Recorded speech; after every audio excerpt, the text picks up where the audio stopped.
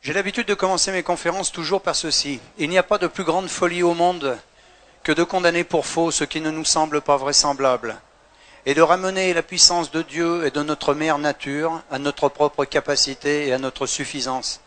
C'est l'essai numéro 26 de Montaigne. Il n'y a pas de plus grande folie au monde que de condamner pour faux ce qui ne nous semble pas vraisemblable. Parce que l'homme a des limites qu'il ne connaît pas, mais il se les fixe et il reste dedans, alors qu'il pourrait les transcender, les dépasser. Et vous allez voir qu'avec les cellules souches, vous allez découvrir des choses qui dépassent la raison raisonnante et qui sont pourtant la réalité. L'histoire du travail sur les cellules souches que j'ai réalisé a commencé il y a une dizaine d'années dans un endroit qui s'appelle Klamath Falls. Klamath Falls, ça se trouve aux États-Unis, en Oregon, où il y a un lac qui s'appelle le lac Klamath et où pousse une algue spécifique, la Phanizomenon flossacquae. La Phanizomenon flossacquae est une algue unique au monde. Unique au monde, elle est sauvage, elle ne pousse que là-bas, elle ne peut pas la cultiver. Et elle a une particularité, c'est l'aliment le plus riche connu à ce jour sur la planète, avec 115 micronutriments. Cette algue est connue depuis très très longtemps aux États-Unis et également dans d'autres pays. Elle a seulement été autorisée en France le 20 septembre 2007. Et cette algue, aux États-Unis, on s'était aperçu que les gens qui la consommaient n'étaient jamais malades, ou ceux qui étaient malades revenaient en santé. Et un de mes collègues me dit, et si dans cette algue il y avait des éléments, des molécules qui stimulent la production des cellules souches de moelle osseuse. La théorie des cellules souches date de Maximo en 1907. Vous voyez que c'est pas d'aujourd'hui, donc on n'a rien découvert. On a juste essayé d'appliquer, d'augmenter cette prolifération de ces cellules souches. Alors, l'homme est composé de 75 billions de cellules. Pour arriver à ces 75 billions de cellules, eh bien, il a bien fallu commencer par une, pour que ces cellules se multiplient. Chaque jour, notre corps va fabriquer des cellules de réparation. Notre cœur va fabriquer des cardiomyocytes, le foie des hépatocytes. Mais le foie ne fabriquera que des hépatocytes et le cœur que des cardiomyocytes, parce que ces cellules sont différenciées. Ce sont des cellules d'organes. D'accord ? Et une cellule de cœur ne peut pas aller réparer une cellule de foie. Ou un foie. Et une cellule de foie ne peut pas aller réparer un cœur. C'est biologiquement impossible. Le corps génère en moyenne 25 millions de cellules de réparation par jour. Le cœur que nous avons aujourd'hui a totalement été restauré en 4 mois. En 4 mois, le cœur que nous avons aujourd'hui n'est pas du tout le même que celui que nous avions il y a 4 mois. Il en est ainsi de tous les organes et même du cerveau. Et ce qui est étonnant dans le cerveau, c'est que ces cellules, les neurones et les cellules gliales se régénèrent en permanence et pourtant on a le souvenir de ce qui s'est passé il y a 1 an, il y a 2 ans, il y a 10 ans, il y a 20 ans. C'est un miracle. Avant d'arriver à un corps complet de 75 billions de cellules, eh bien, il faut bien commencer par une seule. Alors, comment ça se passe chez les mammifères ? Eh bien, c'est un ovocyte qui est fécondé par un spermatozoïde, bien entendu, et qui va donner la vie. L'homme ne sait pas donner la vie. L'homme ne donne pas la vie. C'est un acte magique. Nous pouvons dupliquer, nous pouvons cloner. Nous ne pouvons pas donner la vie. On ne sait pas faire, ça ne nous appartient pas, grâce à Dieu. Cette cellule fécondée, cet œuf fécondé, cet ovocyte fécondé va se multiplier pour donner des cellules dites totipotentes. Et là, nous sommes dans les cellules souches, mais embryonnaires. Ces cellules souches embryonnaires vont ensuite se multiplier pour donner apparition de ces cellules pluripotentes qu'on va appeler des blastocytes, dans lesquels on va trouver des blastocèles. Puis l'embryon, le fœtus, puis l'humain. Les cellules totipotentes ici, ce sont les cellules embryonnaires. Totipotentes, ça veut dire toute potentialité. Toute potentialité. Retenez bien ça, tout est là-dedans. Tout est dans ce tableau. Cellule embryonnaire totipotente. Une cellule. Cette cellule, elle va se multiplier en deux. Une cellule souche mère et une cellule souche fille. Ces cellules vont à nouveau se multiplier en deux, puis en deux, puis en deux, puis en deux, à l'infini. D'accord ? Quand elles vont se multiplier, elles vont donner apparition à cellules pluripotentes. Pluripotentes. Plusieurs potentialités. Totipotentes, toute potentialité. Pluripotentes, plusieurs potentialités. Elles peuvent se multiplier et se différencier dans tous les types de tissus. C'est-à-dire qu'une cellule totipotente ou pluripotente peut faire du cerveau, du foie, du pancréas, de l'œil, de l'estomac, de l'intestin, tous les organes. Ça, c'est scientifiquement prouvé. On a pensé, jusqu'à il y a quelques années, que les cellules souches pluripotentes n'avaient pas les potentialités des cellules totipotentes. Parce que là, nous sommes dans les cellules embryonnaires, là, dans les cellules souches adultes. Or, elles peuvent se multiplier et se différencier dans tous les types de tissus. Cela, aujourd'hui, on le sait. Ces cellules vont à nouveau continuer à se multiplier par deux pour donner apparition des cellules multipotentes, multiples potentialités. Mais là, attention, elles ne peuvent se renouveler que dans certains types de tissus, et on va le voir dans le schéma suivant, on reviendra sur le schéma après, dans un feuillet, dans un certain type de feuillet embryonnaire. Puis ensuite, ces cellules vont se multiplier à nouveau pour donner naissance à des cellules différenciées, c'est-à-dire des ostéocytes, des cardiomyocytes, des hépatocytes. Mais une fois que les hépatocytes seront faits, aujourd'hui, dans l'état de nos connaissances, ils ne peuvent pas revenir en arrière. C'est-à-dire qu'un hépatocyte ne peut faire que du foie. Et ces cellules de foie vont se multiplier, on connaît ça depuis très longtemps, le foie est un organe qui se régénère très très vite, en permanence. Donc voilà l'œuf ici fécondé, le zygote, l'ovocyte, qui va, une fois fécondé, va donner apparition, naissance à des blastocytes dans lesquels on va trouver une trentaine de blastocèles. Ces blastocèles vont se multiplier et puis vont migrer, soit dans l'endoderme, soit dans le mésoderme, soit dans l'ectoderme. C'est ce que je vous disais dans le tableau précédent, c'est-à-dire que cellules multipotentes peuvent se renouveler qu'en certains types de tissus. C'est-à-dire, une fois qu'elles seront ici, elles ne pourront se renouveler dans l'endoderme que dans du poumon, du tube digestif ou du foie. Le tableau n'est pas exhaustif, hein, d'accord? Par contre, si elles sont parties pour faire du mésoderme, dans ce feuillet embryonnaire dit mésoderme, elles ne pourront faire que du rein, du cœur, de la moelle et du sang, du muscle ou de l'os. Mais la même, elle peut faire de l'os ou du rein ou du muscle ou du cœur. D'accord? Si elle est partie là, elle fera du tube digestif ou du poumon ou du foie. Mais une fois qu'elle est partie ici, elle ne peut plus être là. Hein. Et si elle part dans l'ectoderme, elle fera de la peau, du cerveau ou des nerfs. D'accord? Mais une fois qu'elle sera ici du nerf, on revient là, elle est différenciée. Elle ne peut plus revenir en arrière. Vous allez comprendre ce que sont les cellules souches, c'est très simple, c'est très facile. Quand j'étais petit garçon, et puis je suppose que tous les petits garçons, enfin tous les hommes ici aujourd'hui, quand on était petit, on joue avec des lézards, on les attrape par la queue et les lézards ils cassent leur queue. Et la queue du lézard repousse. Cellules souches qui font repousser la queue du lézard. Donc, vous avez vu, on va revenir, hein, mais c'est simple. Cellules souches, ici. Totipotentes, embryonnaires. Cellules souches pluripotentes, ce qu'on va appeler adultes. Cellules souches adultes, que l'on va trouver beaucoup dans la moelle osseuse, mais également dans le cerveau. Mais il est plus facile de travailler sur de la moelle osseuse que de travailler sur du cerveau. Imaginons, et ça c'est fait, bien entendu, que ces cellules souches de moelle osseuse, on vienne les prélever avec une seringue, on les cultive, on les multiplie dans des boîtes de, ce qu'on appelle les boîtes de pétri, on les nourrit, on les fait se multiplier, et une fois qu'elles sont multipliées par milliers, par millions, on va les réinjecter dans l'organe qui est malade, et ces cellules souches de moelle osseuse que l'on a prélevées, qu'on va réinjecter dans le cœur, vont faire du cœur. Mais si on les avait réinjectées dans le foie, elles auraient fait du foie. Au bout de quelques jours, et vous allez voir des photos dans quelques instants, des vraies photos, eh bien, au bout de quelques jours, le cœur est entièrement reconstitué. Vous voyez qu'il n'y a même pas de traces de cicatrices, il n'y a pas de nécrose au niveau du cœur. Si ça avait été dans le foie, elle aurait fait du foie, réparé complètement le foie. Alors, les petits points bleus ici, ce sont les cellules souches qui, naturellement, tous les jours, nous en relarguons environ 3 millions de cellules souches de moelle osseuse. Hein, environ 3 millions. Tous ici, c'est une moyenne. Et ces cellules souches, de manière naturelle, migrent à travers l'os et vont circuler dans la circulation sanguine. Il faut 36 heures à une cellule souche pour qu'elle fasse le tour complet du corps humain. 36 heures. Alors imaginons que ce petit point bleu ici, ce sont des cellules souches qui circulent, hein, ça c'est des veines, des artères, et puis elles partent ici. Et elles arrivent dans le foie. Et ici, vous voyez dans le foie, injury. Injury, c'est un stress. Il y a un problème au foie. Eh bien, qu'est-ce qui va se passer? Le foie, lorsqu'il a un problème, quel que soit l'organe, il va générer des signaux de détresse, ce qu'on appelle des cytokines. Imaginons qu'il y ait le feu ici, qu'est-ce qu'on va faire? On fait le 18. Ben, on ne fait que reproduire ce que fait la nature. Le foie, il fait le 18.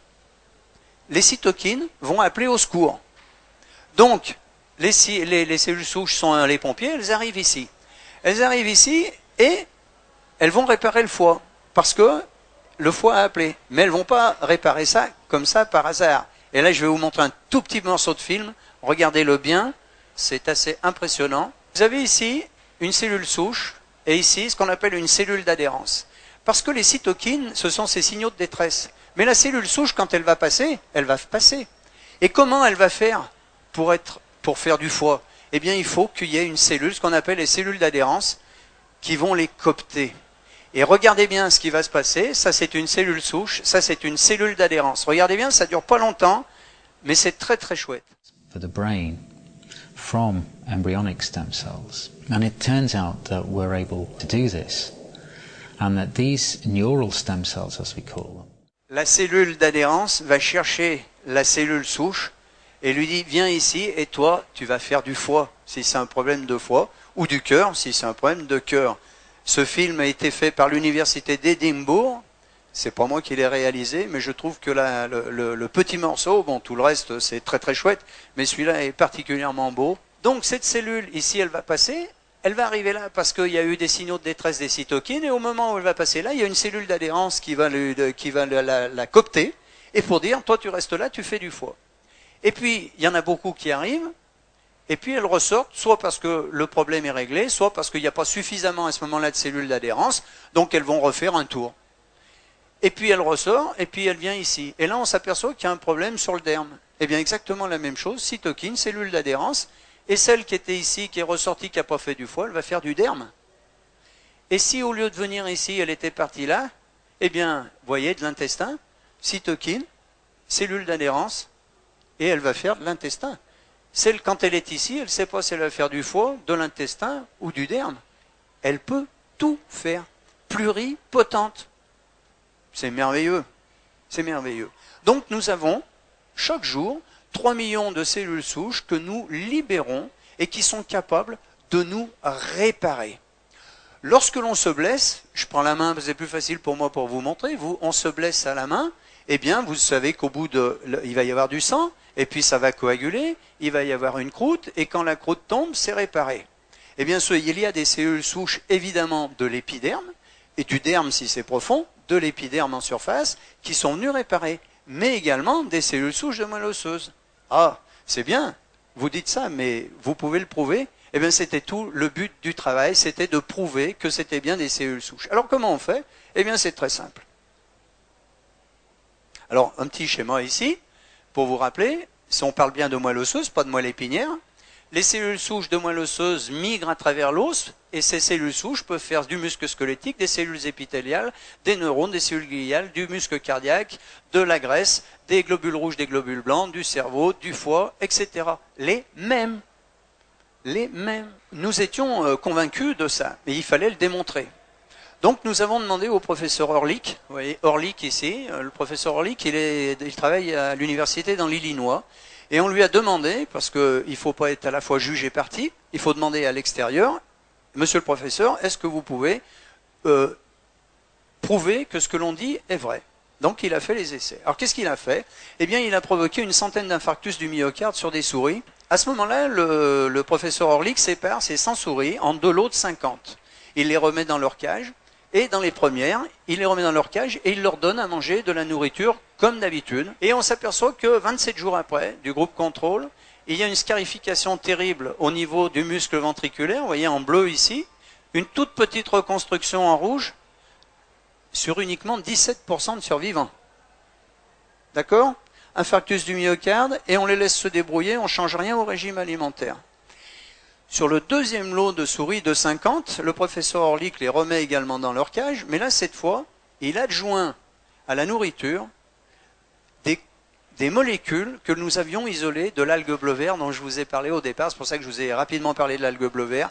Nous isolons 2 molécules et on la rajoute à la nourriture. Et qu'est-ce qui se passe quand on rajoute ces 2 molécules à la nourriture? 27 jours après, groupe contrôle, Orlik renouvellement total du muscle ventriculaire. Vous voyez, il n'y a aucune scission. La cicatrice a complètement disparu. Ce sont des vraies photos, ça. Hein, ce n'est pas des photos de montage. 73% de survivants contre 17%. Il n'y a pas d'effet placebo chez les animaux. Donc l'écart est réel.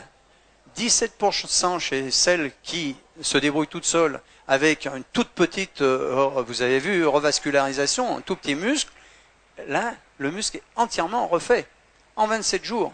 Ah, c'est bien. Donc, c'est ça, 73% contre 17%. Oui, mais c'est un constat. C'est pas une preuve. Ah, vous avez raison. C'est pas une preuve. On peut faire ça à l'infini, ça ne sera jamais une preuve. Alors comment prouver que c'était bien des cellules souches qui arrivaient de la moelle osseuse? Eh bien, je le dis dans toutes les conférences, lorsque j'étais plus jeune, à partir de l'âge de 15 ans, dans les 63, eh bien, je faisais de la spéléologie. Et quand on perdait une rivière souterraine, on mettait dans l'eau de la rivière un produit qui s'appelle la fluorécéine. Cette fluorécéine, c'est un produit qui est indélébile et que l'on va retrouver 100 mètres, 500 mètres, 5 km, 10 km, 20 km, 30 km plus loin, quand l'eau va résurger. Et quand cette eau va résurger, va ressortir de la terre, dans un lac ou dans une rivière, on va voir que cette eau est fluorescente. C'est la preuve qu'elle vient bien de l'endroit où on a mis la fluorécéine, elle est passée dans la terre et elle ressort. Eh bien, on a fait exactement la même chose. Le professeur Orlik a simplement mis un produit fluorescent dans la moelle osseuse, que l'on appelle le test d'immunofluorescence.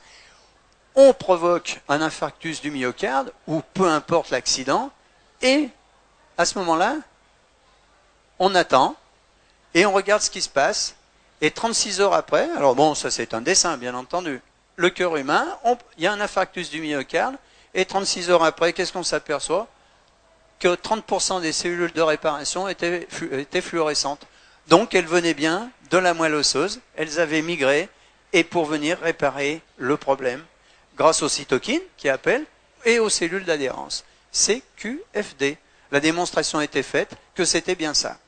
Alors notre but à nous, c'était de dire, eh bien, puisque nous avons 3 millions de cellules souches de réparation, et que manifestement ça ne suffit pas, surtout lorsque l'on vieillit, pour ça que l'on vieillit, est-ce qu'il n'y aurait pas dans cette algue bleu-vert des éléments qui permettent de stimuler l'augmentation de ces cellules souches et leur prolifération? Eh bien oui, et on avait isolé à l'époque 2 éléments qui ont permis d'augmenter cette production et cette migration de 30%. C'est-à-dire qu'au lieu d'avoir 3 millions de cellules de réparation quotidiennes, comme je vous ai dit tout à l'heure en moyenne, eh bien on en avait 3 millions 9.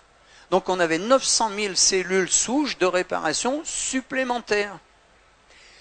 Donc c'était déjà un grand progrès. En 2007, j'arrête de travailler avec l'équipe d'Oregon et de Californie, c'était la même, on travaillait dans les 2 universités. Et là, je vais travailler avec le professeur Paul Raoul Sandberg à l'université de Tampa, en Floride. Tampa, c'est la 9e université des États-Unis. Et là, on va rajouter au produit de Paul Raoul Sandberg de l'université de Floride le noyau cellulaire, le cœur de la phanisoménon, isolé avec l'éthanol. Ça veut dire qu'aujourd'hui, au lieu d'avoir 3 millions de cellules de réparation quotidiennes, on en a 5 millions 4. Ça change beaucoup de choses. Ça veut dire qu'on est capable vraiment de se régénérer beaucoup plus vite et beaucoup mieux. C'est un phénomène naturel. Il n'y a, depuis 10 ans, aucun épuisement de la production de ces cellules souches de moelle osseuse. C'était les questions qu'on a pu se poser pendant 2 ans, 3 ans au départ. Mais est-ce qu'un jour, on ne va pas épuiser? Non. C'est comme le sang. Quand vous êtes donneur de sang, on vous prend un quart de litre de sang. 3 jours après, votre sang il est entièrement reconstitué. Eh bien là, c'est la même chose. Au bout de quelques heures, les cellules souches sont à nouveau reconstituées, etc. Il n'y a pas d'épuisement du taux de prolifération des cellules souches. Donc on a mis un produit au point qui s'appelle le Synerstem que vous avez ici, qui est donc à base de myrtille, de thé vert, de bleuet, de carnosine, de vitamine D3 et du cœur de la phanisoménon. Uniquement le cœur, hein, je ne parle pas de la totalité de la plante, uniquement le cœur. À quoi servent les cellules souches? C'est scientifique ça, c'est prouvé. Vous avez en blanc la bibliographie. Alors vous voyez que les travaux datent de 2003, les premières publications 2002-2003, puisqu'on a commencé en l'an 2000. Et les publications, les premières ont commencé en 2002-2003, sur les cellules souches de moelle osseuse, hein, je parle bien, pas les cellules souches embryonnaires. Accidents vasculaires cérébraux, vous connaissez les AVC, utilisés sur les AVC. Les cellules souches adultes du cerveau, de la moelle osseuse et du sang de cordon ont un effet thérapeutique. Les cellules colonisent spontanément la lésion. Publication. Les diabètes, insulino ou non insulino-dépendants. Les cellules souches adultes du foie, du pancréas peuvent former des îlots de Langerhans. Les îlots de Langerhans, c'est dans le pancréas, c'est ce qui permet de traiter le sucre, c'est pour ça que ça agit sur le diabète. Publication scientifique à chaque fois, c'est pas nous ça. C'est à partir des travaux, hein, mais c'est pas nous qui avons écrit. Sur les blessures de la moelle épinière, les cellules souches adultes sont capables de se multiplier et de rétablir la connexion. Lésions cardiaques. Les cellules souches adultes de la moelle osseuse et du muscle peuvent réparer les lésions après un infarctus du myocarde. Vous l'avez vu sur une photo, enfin un montage, des images, mais c'est exactement comme ça que ça se passe. Nous, au lieu de les prélever, de les injecter, on les fait sortir. Nos produits sont végétariens et nous avons également les attestations halal et kasher, parce que nous sommes dans le monde entier. Sur la maladie de Parkinson, Alzheimer, sclérose en plaques, sclérose latérale amyotrophique, fibromyalgie, amyotrophie spinale infantile. Les cellules souches adultes du cerveau peuvent former tous les types de neurones, migrer dans le cerveau pour réparer les lésions et prévenir la perte de neurones. Publication. Une équipe de Los Angeles du centre médical Cedars-Sinai a montré la réversibilité des symptômes chez le premier patient parkinsonien traité avec ses propres cellules souches nerveuses, en avril 2002. Ce sont nos propres cellules souches. On les prend à personne d'autre. Donc elles sont forcément compatibles. Il n'y a pas de problème là. Elles sont biologiquement compatibles. L'injection de facteurs de croissance dans le cerveau des patients stimule les cellules souches neuronales des patients, 61% d'amélioration. Ben, c'est-à-dire on les booste, hein, on les fait se multiplier. Sclérose multiple, maladie de Crohn et lupus. Les cellules de la moelle osseuse stoppent la progression et font diminuer les symptômes. Publication. Les cellules souches du sang périphérique génèrent des cellules de tous les feuillets primaires. Vous vous rappelez ? Endoderme, mésoderme, ectoderme, les trois feuillets. De tous les feuillets primaires, y compris des cellules endothéliales, des cellules neurales et des cellules de foie. Les cellules souches adultes de la moelle osseuse recréent des neurones dans le cerveau humain. Jusqu'à il y a 10 ans en arrière, on pensait qu'on naissait avec un capital de neurones, vous savez, on l'a tous entendu, puis que tous les jours, on en perdait un certain nombre. Ben, on serait tous gaga. Donc, c'était pas possible, mais on pensait que c'était comme ça. Et en réalité, les neurones se reproduisent eux-mêmes. Et les neurones sont aussi capables de faire n'importe quelle cellule du corps humain. C'est une particularité. C'est comme dans les cellules souches de moelle osseuse. La transplantation de cellules souches de moelle osseuse adultes répare les tissus cardiaques chez les patients. Les cellules souches adultes de la moelle osseuse forment du foie, de la peau, du tube digestif chez les patients et participent à la formation de tous les tissus du corps humain. À chaque fois en blanc les publications. Une unique cellule de moelle osseuse d'une souris adulte forme de la moelle fonctionnelle, des cellules sanguines, du foie, du poumon, du tube digestif, de la peau, du cœur et du muscle squelettique. Les cellules souches adultes du cerveau se différencient en tissus de nombreux organes, cœur, poumon, intestin, rein, foie, système nerveux, muscles et autres tissus. J'insiste bien, le produit que nous avons mis au point, le Synerstem, qui est un produit naturel, végétarien, il ne guérit rien, il ne soigne rien. Il n'a aucune propriété thérapeutique. Vous avez bien compris que son seul rôle, c'est de stimuler la production de nos cellules souches et leur migration. Et que ce sont nos cellules souches qui nous réparent. D'accord ? J'insiste, c'est important. On ne prend pas de raccourci. Le produit ne guérit rien. Aujourd'hui, on sait que l'on peut augmenter la production et la prolifération des cellules souches de moelle osseuse de 80%, ce qui nous permet d'avoir, de presque pas tout à fait doubler, bientôt oui, mais pas encore, de doubler notre capacité d'auto-régénération. Alors, vous avez beaucoup de résultats positifs, mais vous avez aussi des échecs. Et ces échecs, c'est pourquoi ? Eh bien, il y a 2 critères à ça. Et les échecs, on les a quantifiés. Sur toutes les pathologies confondues, 7%. Et 7%, c'est pas beaucoup, 7% d'échecs. Mais c'est 7% de trop. Mais on ne pourra jamais arriver à 100%. Et celui qui vous dirait ça sera un menteur. Et 7% d'échecs, pourquoi ? 2 critères. 1, des gens qui vont arrêter trop tôt. Nous avons eu une dame qui avait une sclérose en plaques depuis 15 ans. et qui, cette année, là, au salon à Paris, vient me voir avec ses béquilles en me disant, Monsieur Poignet, ça n'a pas marché. Ah bon, c'est quoi une sclérose en plaques? Vous en avez pris pendant combien de temps? 4 mois. Et je ne suis pas la fée Clochette, ni Merlin l'Enchanteur, et je ne peux pas dire combien de temps ça prendra. Mais cette dame, elle avait une sclérose en plaques depuis 15 ans, il fallait qu'en 4 mois, elle soit debout, sans béquille. Mais je ne sais pas, peut-être qu'il fallait qu'elle fasse pendant 1 an. Et puis peut-être que ça n'aurait jamais marché. Parce qu'il y a des gens chez qui ça ne marche pas. Et ça ne marchera jamais, parce qu'il y a une partie de la population dans le monde qui ne relâche pas les cellules souches de moelle osseuse. Donc ils n'ont pas cette capacité supplémentaire pour s'auto-régénérer. Voilà. Mais je ne sais pas expliquer pourquoi. Les cellules souches de moelle osseuse, également, ne sont jamais cancéreuses. Je ne sais pas si je l'ai dit, mais je le dis, c'est important, ne sont jamais cancéreuses. Vous savez, j'aime bien aussi cette phrase de Mark Twain. C'était impossible, mais ils ne le savaient pas. Alors ils l'ont fait.